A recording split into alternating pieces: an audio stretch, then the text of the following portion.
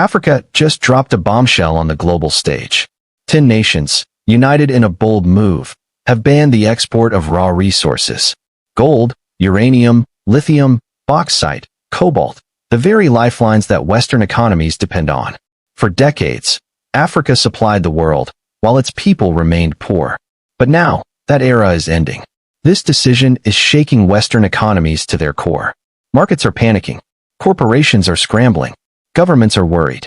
Today, we'll uncover how this ban came about, which countries are leading the charge, why the West is terrified, and how this could mark the beginning of a new global order, one where Africa finally takes control of its destiny.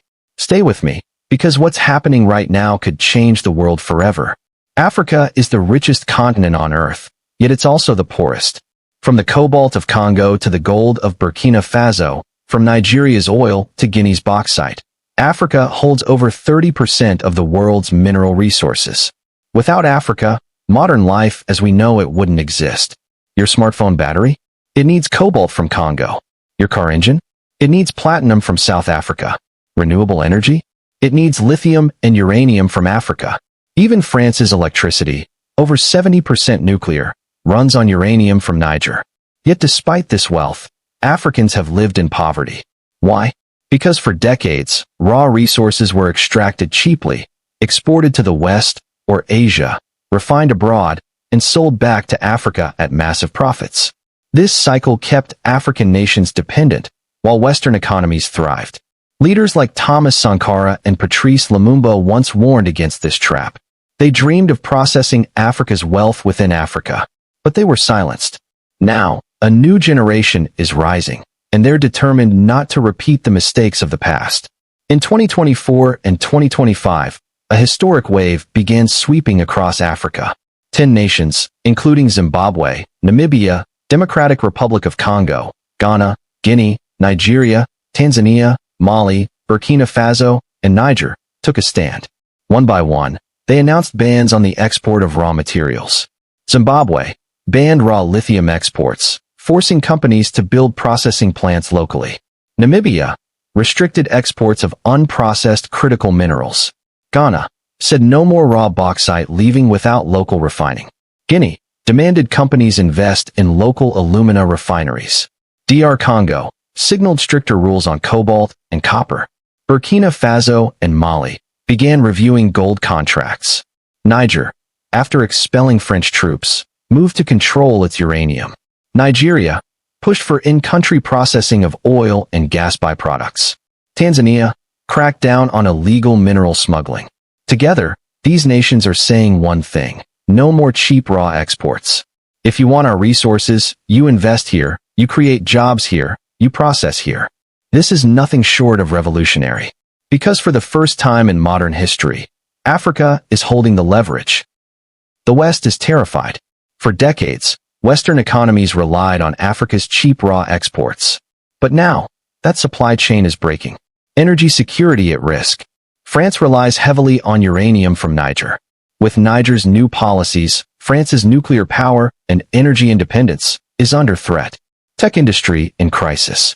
Cobalt from Congo is essential for smartphones, laptops, and electric cars. Without it, global tech giants like Apple, Tesla, and Samsung face shortages. Green energy transition slowed. Lithium, rare earths, and bauxite are crucial for solar panels, wind turbines, and EV batteries. Africa's ban could delay the West's clean energy transition. Rising costs.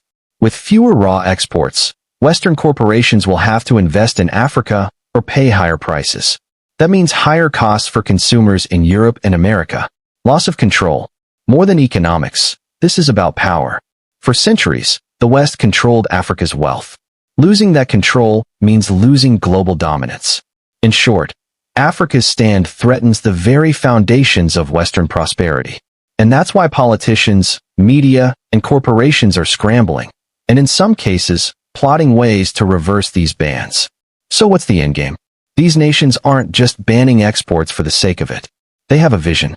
Local processing. Africa refines its own gold, lithium, cobalt, and bauxite. Industrialization. Build factories and industries that create jobs. Value addition. Sell finished products, not raw dirt. Regional integration through organizations like the African Continental Free Trade Area, AfCFTA.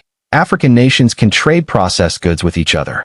Global leverage. Instead of being price takers, Africa becomes a price setter. Think about it. Instead of exporting raw cocoa to Europe, Ghana and Ivory Coast could dominate the global chocolate market. Instead of exporting crude oil, Nigeria could control refined petroleum. Instead of sending uranium to France, Niger could partner in nuclear energy projects. This is the road to true independence. And unlike the 1960s, Africa now has partners outside the West, BRICS nations like China, Russia, India, and Brazil, ready to invest without colonial strings attached. History is repeating itself, but this time with a twist. In the 1960s and 70s, African leaders dreamed of resource sovereignty. But coups, assassinations, and foreign interference destroyed those dreams. Patrice Lumumba wanted Congo's resources for Congolese people. He was assassinated. Thomas Sankara wanted Burkina Faso to live on its own terms. He was killed. Kwame Nkrumah called for Pan-African industrialization. He was overthrown. Every time Africa tried to rise, foreign powers pushed back. But today is different. Why? Because Africa is not isolated anymore. With BRICS growing, with China's Belt and Road investments, with Russia stepping in, and with young Africans more connected than ever, the West no longer has monopoly power. And that makes this new wave of export bans harder to crush. So where does this lead? For the West, economic pain, higher costs, slower green transition, rising dependence on new suppliers, political headaches, as African nations refuse to be treated like colonies, strategic loss, as Africa looks east to BRICS instead of west to Europe. For Africa, short-term challenges, building industries takes time, money, and stability. But long-term gains, jobs, wealth, independence, dignity. Imagine an Africa where Congo refines cobalt for its own battery plants. Ghana and Nigeria build cars powered by African lithium. Burkina Faso and Mali mint their own gold-backed currency. Niger uses uranium not to power France, but to power Africa. That's the vision driving these bans. It won't be easy.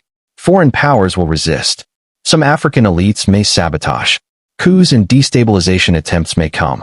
But if Africa stays united, this could mark the beginning of the continent's true liberation. 10 African nations just shocked the world. By banning raw exports, they've done what many thought impossible, challenging centuries of exploitation. For the first time, Africa is saying, we will no longer be suppliers of cheap raw materials. We will be producers, manufacturers, and exporters of finished goods. This is not just economic policy. It is revolution. Western economies are already feeling the heat. But for Africa, this is the dawn of something greater. From Accra to Ouagadougou, from Kinshasa to Niamey, a new message is spreading. Africa will rise. Not tomorrow, not someday, but now.